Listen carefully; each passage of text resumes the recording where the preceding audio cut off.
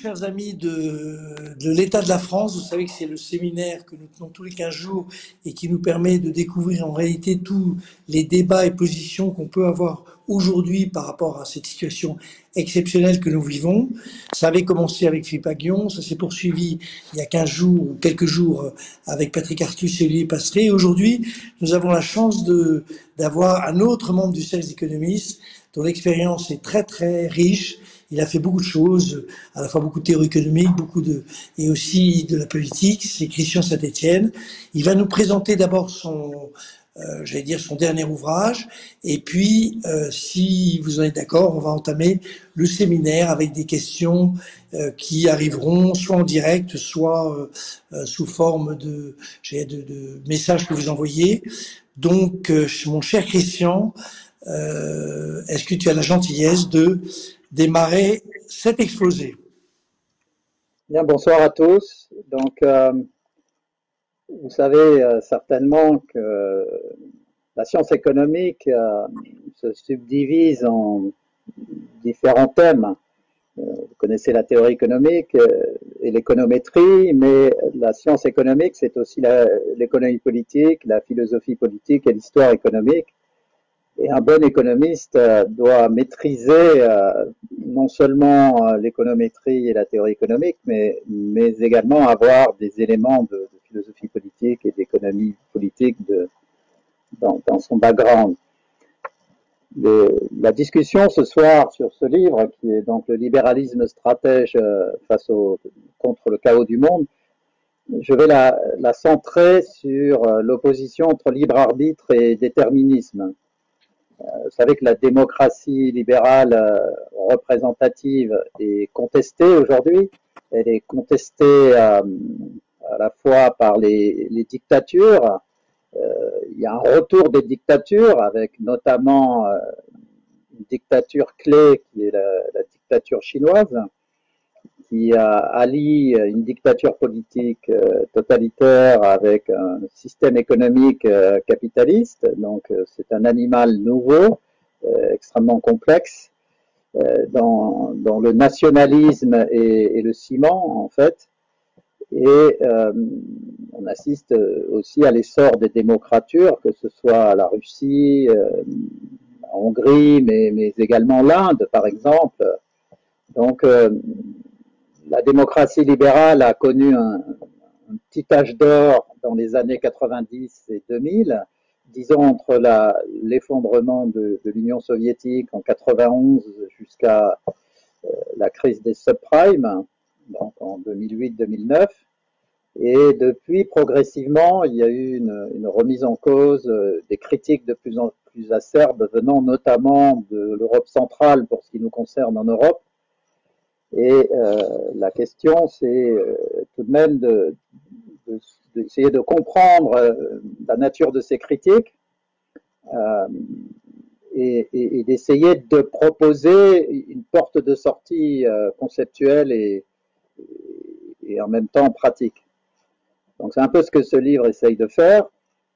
Le premier point, d'ailleurs, c'est peut-être de partir des critiques que la démocratie illibérale fait à la démocratie libérale.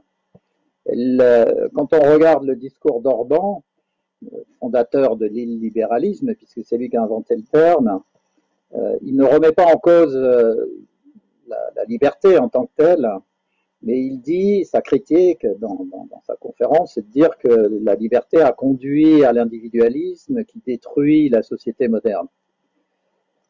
Donc c'est une des critiques actuelles contre la démocratie libérale, c'est qu'elle fait le lit d'un individualisme mais totalement borné.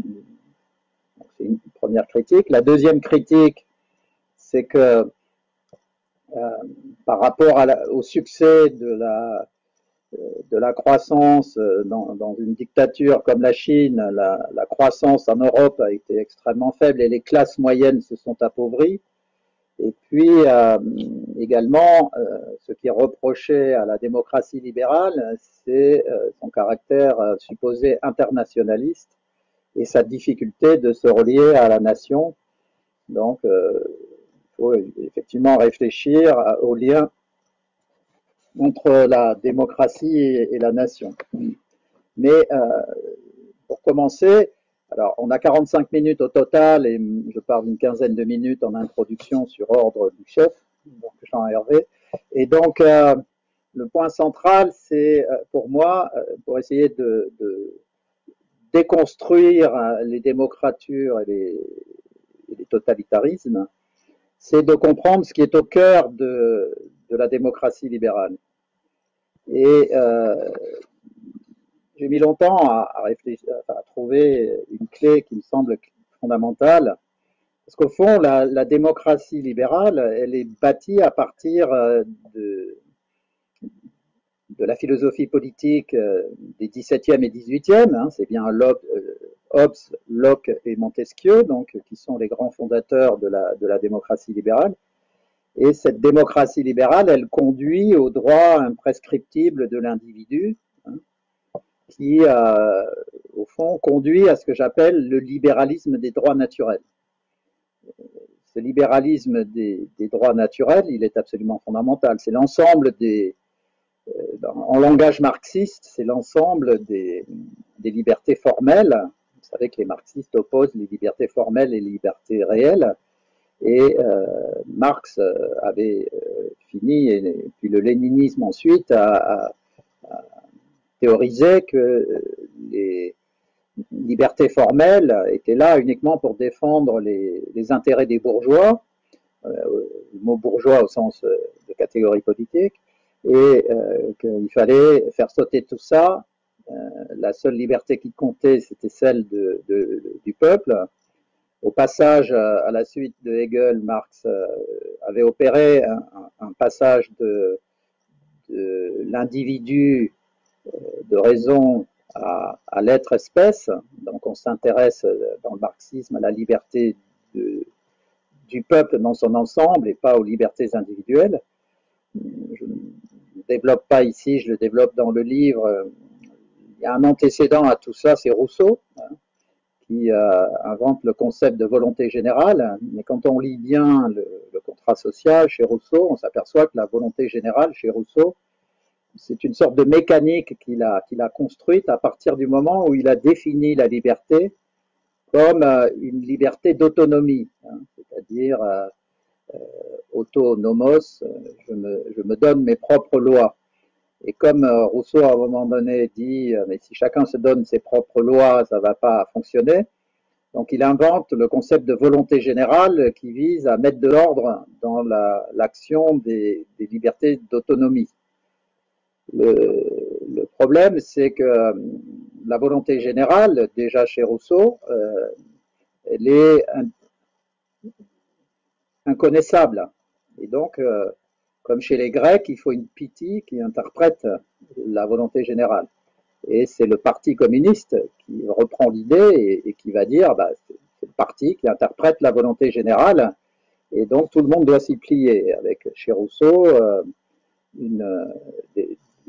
des textes très clairs où il dit, à partir du moment où on a constitué la société et où pour rétablir l'ordre, les individus ont délégué leur liberté, une partie de leur liberté d'autonomie à la volonté générale pour que la volonté générale mette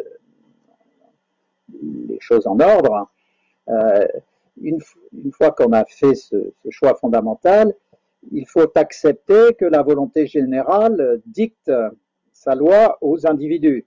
Et Rousseau a cette phrase stupéfiante où il dit au fond que si en exerçant sa liberté individuelle, l'individu s'oppose à la volonté générale, il faut que la volonté générale remette l'individu dans le droit chemin. Et Rousseau écrit il faudra forcer l'individu à être libre, hein, parce qu'au fond, quand il s'éloigne de la volonté générale, il s'éloigne de la liberté selon Rousseau. Alors, ce que j'ai voulu faire dans ce livre, c'est, au-delà de ce libéralisme des droits naturels, repartir de ce qu'est en fait le débat philosophique fondamental depuis 3000 ans, en théologie, en philosophie, et donc en sociologie et en économie. Et ce débat fondamental, c'est celui qui oppose le libre arbitre au déterminisme. Alors le libre arbitre, c'est l'idée que, bien sûr, nous sommes soumis à des déterminismes historiques, politiques, familiaux, culturels, mais que fondamentalement, nous avons toujours la capacité de prendre des décisions et d'assumer nos responsabilités. Alors, soyons clairs, nous avons bien sûr des limites qui s'opposent à nous, mais l'individu que nous sommes, qui exerce son libre arbitre, qui est un individu de raison. L'individu de raison, c'est ce concept philosophique qui a été créé par la philosophie politique libérale des XVIIe et XVIIIe, qui a permis de libérer l'individu de tous les attachements, qu'ils soient liés à la communauté, à son environnement, à toutes les forces qui pouvaient contraindre l'individu. Et cet individu de raison, qui est un être philosophique titulaire de droits imprescriptibles du seul fait de sa naissance, hein, comme tous les droits qu'on retrouve dans la Déclaration des droits de l'homme, hein, c'est-à-dire le droit à la vie, à la sûreté de la personne et des biens, la protection contre l'arbitraire, les droits de penser, de s'exprimer, de publier, de s'associer, de se déplacer, de travailler, d'échanger, de contracter librement et d'entreprendre. Ces droits-là n'étaient pas reconnus à l'individu avant la révolution de la philosophie politique libérale des XVIIe et XVIIIe. Il faut bien l'avoir à l'esprit. Il n'y avait pas de liberté d'entreprendre en France avant la révolution de 1789. Quand on voulait commercer avec l'Inde, il fallait avoir l'autorisation du roi de commercer avec l'Inde, bon, ainsi de suite. Donc, l'individu de raison doté de libre arbitre, il n'existe que si en contrepartie de son libre arbitre, il est responsable de ses actes. Alors vous savez qu'un des grands moments intellectuels clés de la révolution de 1789, c'est qu'après avoir affirmé les droits imprescriptibles de l'individu, les révolutionnaires ont voulu écrire les droits, les devoirs des individus. Il y a eu plusieurs tentatives pendant 3 à 4 années et il n'y a jamais eu, les tentatives n'ont pas abouti, donc on garde seulement la déclaration des droits et la déclaration des devoirs n'est pas venue de manière formelle, même si c'était très clairement, quand on regarde les textes et tout ce qui s'est passé entre 1789 au consulat de Napoléon, pendant une dizaine d'années, les conventionnels, tous les gens qui réfléchissaient à ce moment-là, voulaient vraiment une déclaration des devoirs dans cette vision de l'individu de raison responsable de ses actes. Alors, il y a évidemment une question qui est importante, c'est qu'il ne faut pas confondre le débat entre libre arbitre et déterminisme d'une part, et le débat entre dualisme et matérialisme, hein, avec le dualisme cartésien entre le corps et l'esprit, qui s'oppose au matérialisme niant cette dualité. Ça, c'est un débat qui est maintenant tranché par la neurologie moderne, donc plus personne ne suppose que nous avons une âme d'essence divine. Donc le libre arbitre ne suppose pas l'existence d'une âme, enfin, d'une entité interne à nos corps qui serait de nature extérieure à notre biologie. Donc le point clé, c'est que même soumis à des déterminismes, nous avons une capacité d'action indépendante. Alors, à partir de la démocratie libérale représentative qu'on peut reconstruire sur le libéralisme du libre arbitre, hein, donc on peut conceptuellement, en forçant le trait, on peut dire qu'il existe un libéralisme des droits naturels et un libéralisme du libre arbitre qui se complètent, qui sont deux visions complémentaires des fondements de la démocratie libérale représentative sur la base de la philosophie politique libérale des XVIIe et XVIIIe. Mais donc le point important, c'est que cette cette démocratie libérale représentative, elle n'existe que si on est capable maintenant de répondre aux critiques des démocratures, notamment sur l'appauvrissement des classes moyennes et sur la relation à la nation. Alors, là aussi, je développe longuement dans le livre le lien entre la démocratie libérale et la nation. La démocratie libérale s'inscrit dans une nation. Elle s'inscrit dans le cadre des frontières d'une nation et s'appuie sur les valeurs de la nation. Alors, après, la question fondamentale, c'est celle de l'alliance des démocraties face aux démocratures et aux dictatures. Alors, je ne vais pas le développer, mais il est évident que Trump a cassé l'alliance naturelle qui s'était construite après la Deuxième Guerre mondiale entre les démocraties face aux dictatures. C'est tout l'enjeu de la présidence de Biden de reconstituer l'alliance des démocraties face aux dictatures et aux démocratures. Donc c'est un enjeu fondamental, mais la vie démocratique, dans une démocratie libérale représentative, elle s'inscrit dans une nation en lien avec les autres nations démocratiques. L'autre point, évidemment, c'est celui de la croissance. Alors là, c'est un autre sujet fondamental qui fait référence à tous les débats sur la démocratie pendant la totalité du XXe siècle depuis la Deuxième Guerre mondiale. Qui est au fond, quand on a défini les droits formels, quand après l'émergence d'un État-providence, on a défini les droits naturels fondamentaux que sont l'accès à l'éducation et à la santé, qui doivent être garantis par une démocratie moderne, de telle sorte que les individus de raison responsables de leurs actes bénéficient d'une éducation du plus haut niveau possible et d'un bon niveau de santé. Au-delà de cela, et puis d'ailleurs dans les évolutions les plus récentes de la conception de la démocratie libérale, les trois grands droits réels sont l'éducation, la santé et l'accès au financement, sur des projets qui sont évidemment raisonnables et finançables.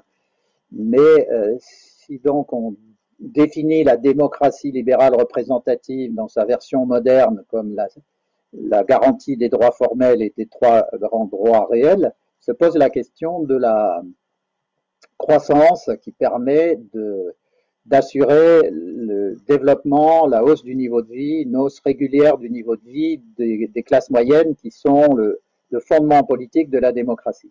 Et là, je termine dans une ou deux minutes, il est clair que la démocratie libérale moderne ne peut pas fonctionner sans une fonction d'État stratège qui réfléchisse à l'essor du pays, parce que les pays sont en compétition aujourd'hui dans le cadre de la nouvelle révolution industrielle de l'informatique et du numérique. On voit bien la lutte pour la suprématie numérique entre les États-Unis et la Chine.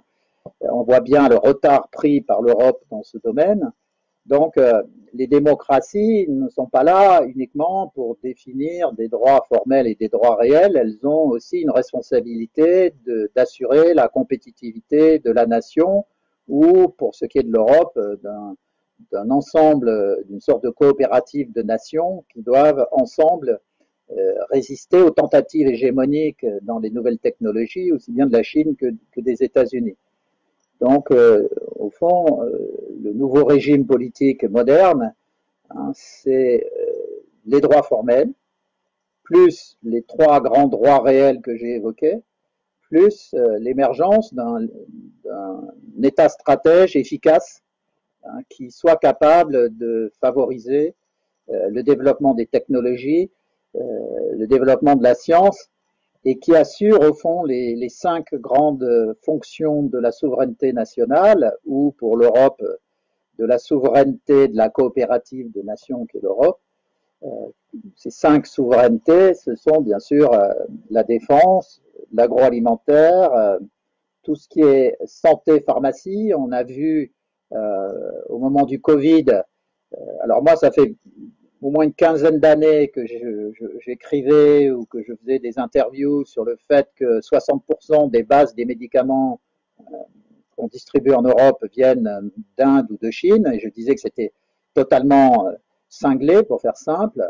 Là, on en a pris conscience au moment du Covid, donc c'est la troisième souveraineté, donc défense, agroalimentaire, santé, bien sûr, finance, hein, et puis aujourd'hui, donc tout ce qui est lié aux technologies numériques. Donc ce sont les cinq souverainetés qui doivent ensemble assurer l'indépendance soit de la nation, soit de la coopérative de nations, si on parle de l'Europe.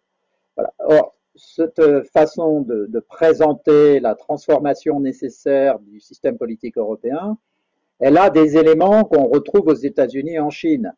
Tout ce qui relève de la stratégie nationale, c'est quelque chose qui est parfaitement conduit aux États-Unis. Ça fait une vingtaine d'années que régulièrement, tous les 3 à 4 ans, les administrations américaines définissent la stratégie technologique et scientifique des États-Unis. C'est le même exercice qui est mené en Chine. Donc, c'est l'exercice que nous devons mener en France et dans la coopérative d'États-nations européennes.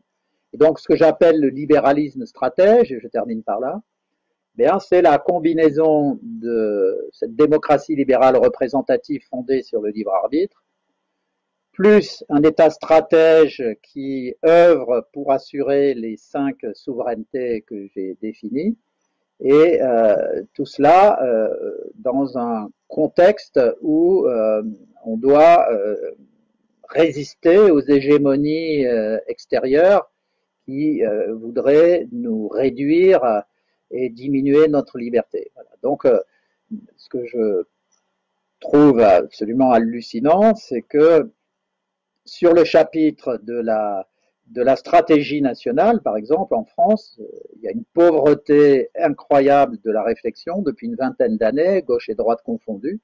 Et donc, je pense, Jean-Hervé Lorenzi le pense aussi, il le confirmera, mais et le cercle des économistes porte très fortement cette idée que la France doit investir dans une stratégie nationale de renaissance scientifique et technique et pousser l'Europe dans la même direction. Il y a déjà des initiatives importantes qui ont été prises avec l'Allemagne, mais il faut agir par l'intermédiaire de l'État stratège pour consolider les démocraties modernes. Voilà ce que je voulais dire. Bien, ben écoute, Christian, c'était absolument passionnant. Ça tombe juste sur 1 heure, donc tu vois, c'est ce qu'on avait prévu, un petit peu plus. C'était passionnant. Il reste à bien rappeler le titre du livre. Il est sorti chez Odile Jacob et à nous tous de nous précipiter dans la librairie pour l'acheter. Voilà, un grand merci. Notre prochaine séance, ce sera avec Christian de Boissieu sur le patriotisme économique a-t-il encore un sens? Mais ce sera un autre sujet. Et je ne connais pas la date exacte, mais c'est en gros dans une dizaine de jours. Voilà. Bonne soirée. Merci. Bonsoir.